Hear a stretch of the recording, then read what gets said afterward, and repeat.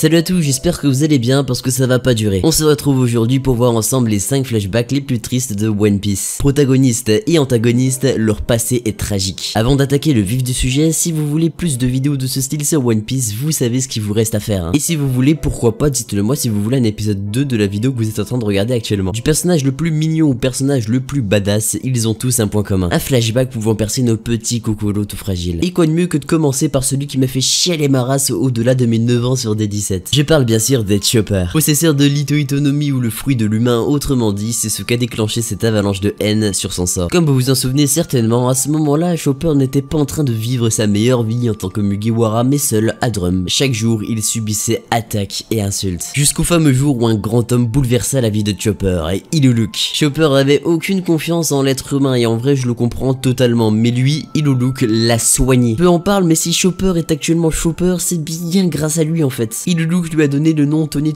Chopper, lui a offert son chapeau, lui a fait devenir médecin, appris ce que c'était un pirate et a trouvé la volonté de vivre. Et si ça c'est pas beau bordel de merde. Bref, excusez-moi, revenons au flashback. Une fois Chopper guéri, Iluluk fout Chopper dehors pour son bien car Iluluk est aux portes de la mort. Chopper, full bienveillance, fait littéralement le parcours du combattant afin de récupérer un champignon pour guérir Iluluk. Chopper apprend par la suite que ce champignon contenait un poison mortel et que donc Iluluk va mourir dans l'heure qui suit. Ce passage précis m'a fendu le cœur, je m'en souviens très bien, pas vous? Vous savez, ce moment où Chopper a confondu l'emblème pirate au signe poison. Iluluk à la fin est mort comme un véritable héros. Il restera à jamais dans ma mémoire. Quel homme en fait. Quand je vois qui est Chopper en ce moment, grâce à Iluluk, grâce au Mugiwara, quel bonheur. Il est le descendant de la plus noble lignée du monde, les Tenryubito. Pourtant, Doflamingo n'a pas eu un passé tendre. À cause de son père, Doflamingo, enfant, a dû passer de Tenryubito à homme. Père, allons acheter des esclaves, qu'il disait. Pourtant, son père avait quitté volontairement son statut de Tenryubito car selon lui vivre comme un homme était tellement mieux. Pourquoi Doflamingo en a-t-il fait qu'à sa tête? Pourquoi n'a-t-il pas respecté et appliqué le choix de son père? Malgré tout cela, cette famille anciennement Tenryubito ne fut acceptée par aucun habitant de la ville. Le simple fait que Doffy soit issu d'une famille de Tenryubito était un véritable calvaire pour lui. À l'âge de 10 ans, il avait connu le paradis et l'enfer sur terre. Par la suite, il tua son père et emmena sa tête à Marijois car il était la cause de tout ce merdier selon lui. Il faut avouer que Doflamingo n'a fait aucun effort. Il aurait pu être gentil mais bon, au fond de lui, ça n'a jamais été le cas. C'est donc depuis son plus jeune âge qu'on connaît le Doflamingo actuel. Un excellent protagoniste soit dit en passant. Qui dit passé de Doflamingo dit Trafalgar Law. 10 ans, vécu la pire chose qui puisse arriver à un enfant. Il vivait une belle vie avec sa mère, son père, ses frères et ses sœurs. Wow, pardon. Je disais donc sa mère, son père et sa sœur. En un instant, à cause d'une maladie non contagieuse, les habitants de la ville de Fleuvance se sont fait anéantir jusqu'au dernier. L'eau perda sa mère, son père, sa sœur, les personnes qu'il aimait, la ville de Fleuvance, bref,